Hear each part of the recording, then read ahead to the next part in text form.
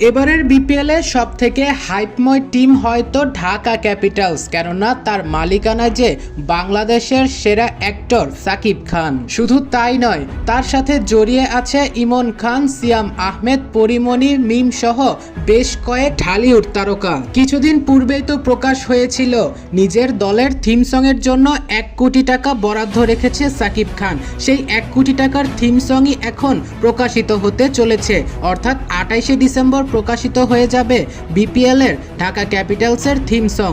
ইতোমধ্যে Dhaka ক্যাপিটালসের theme song তৈরি হওয়ার পর শুটিংও চলছে। চলুন এক নজরে দেখে আসি শুটিংয়ের কিছুটা অংশ।